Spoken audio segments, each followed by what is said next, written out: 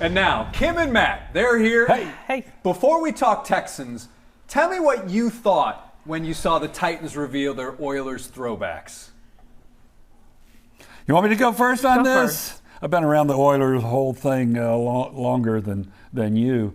I got to tell you, I don't blame. Look, Amy Adams-Strunk has done such a great job with reconnecting with the former Oilers. There for years, when her dad didn't have anything to do with former Oilers players, they feel like they were a team, members of a team who didn't have a home. Now she has made a home for them up in Nashville. Yes, it's a long way to go for people who live here in the Houston area, but I don't blame her for doing this. I know a lot of Texans fans were hoping the Texans would get a shot at those Columbia blue uniforms, but I don't blame her at all. Go for it. Well, listen, I don't. I know she has reached out, but I think the former Oilers still kind of feel a little bit homeless, right? Yep. They still do. And there's just no way that the Texans could ever get the colors because of the whole IP and everything. So when I saw it, because I grew up in the Love You Blue era, I was just like, oh, wow. And that's what I thought. Look at that. It looks really very familiar. I thought money. Because for sure. Well, yeah. That is such a cash grab because it is one of the iconic color schemes and logos in the history of the NFL, and there is no way they're going to let that kind of money slip through their fingers. All right, so let's move on now to Tighten up. Bank accounts. Love you blue. Love you blue. Let's talk training camp, which starts Wednesday. Over there on the big board, we have a topic. Which player has the most to gain? Which Texans player has the most to gain during training camp? Matt Musil, you got the pen, so you go first. I just want to say right now how great it is to be with Jason because it was so strange. We were apart for 6 weeks. That hasn't happened since you came to town. Jason was gone for 3 weeks, and then I was gone for 3 weeks. Hey, it's good to be back together. Likewise. All right, what was the question again? Oh, most to gain. Who has the most to gain? Hey, I've got to go with Schultz. Dalton Schultz comes in here. CBS Sports already has him ranked one of the top 10 tight ends in all of NFL football. Pro Football Focus has him the top 5 blocking tight ends in all of pro football. Dalton Schultz hopefully will be C.J. Stroud's best friend. I think this guy could really tear it up. This offense ranked number 30 in the NFL last year. Boy, you dial up Dalton Schultz a few times, he's got a lot to gain in this offense. All right. Kim? So I'm going to say Tank Dell. Okay. Yeah. And here's why. This is a position that needs a lot of work and a lot of help, right? And if he's who we think he could be, right? He could be a huge impact offensively. He could be one of C.J. Stroud's best friends.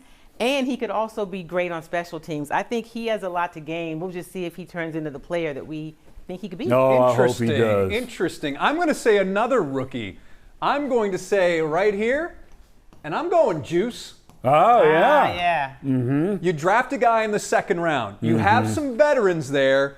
This guy allowed 1 sack last season in college football. If he can beat out those veterans, you got yourself a player. Now, granted, what you had there before statistically wasn't great, but I think he has the most to gain, certainly in a position of need. Now, from most to gain, let's go to most to lose. And since I'm here, I'll start. Okay. I'm going to say wide receiver. I'm going to say Nico Collins. Because, as Kim pointed out, you brought in Tank Dell. You've added other receivers to this receivers room. This guy has been underwhelming since he arrived, so I think Nico Collins really has the most to lose during training camp if he doesn't perform. Yeah, Kim? pressure's on him. Yeah, I thought about him. So I'm going to go to the other side of the ball. And I'm going to say Steve Nelson. Uh-oh. Right? yeah. There's a little bit of controversy right Yes. now. So does he show? What does he do? I know he wants a new contract. What does he do? Does he fall out of favor? I'm not really sure what happens. I think that is one to watch because if he's not here, you're trying to get a new contract. How does that work? Where does he go? My thing is Steve Nelson. It has the most to lose. Yeah, that was going to be my choice, but I tell you, I'm going to stay on the defensive side of the football there, but I think it's Christian Kirksey. Yeah. Kirksey that's was a good the one. number choice. 3 tackler on this team last year, and all of a sudden he's going to be looking for playing time. He's got to impress in training camp. Look, they brought in Denzel Perryman. He's there. And then Toa Henry, the rookie, is right there. I think Christian Kirksey, if he doesn't step up in training camp and the preseason, in spite of being this team's 3rd leading tackler last year, he's got a lot to lose. And that could save him $5.2 million.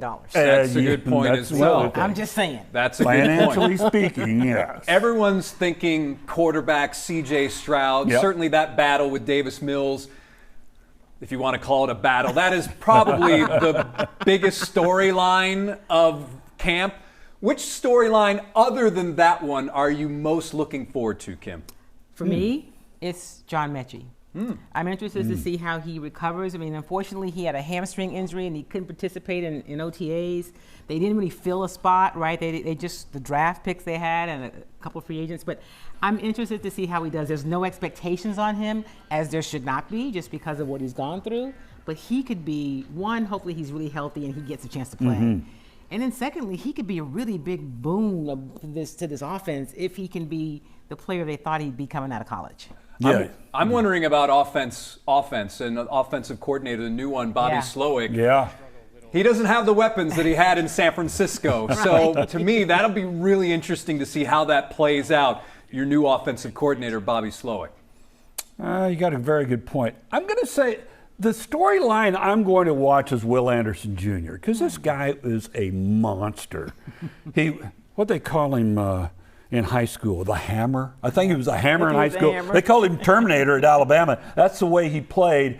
And I think DeMeco Ryans sees a lot of himself in Will Anderson Jr. because of his attitude, the way he just commands attention and commands respect when he comes onto the field. That's how DeMeco was when he showed up here as a rookie. Yeah. And I think following what Will Anderson Jr. does, I tell you, if this guy is what we think he can be, that's going to be fun to watch him. Great guy, came from a huge family, fun guy to be around. He's going to be a great guy to watch. Yeah. A lot of football is ahead of us.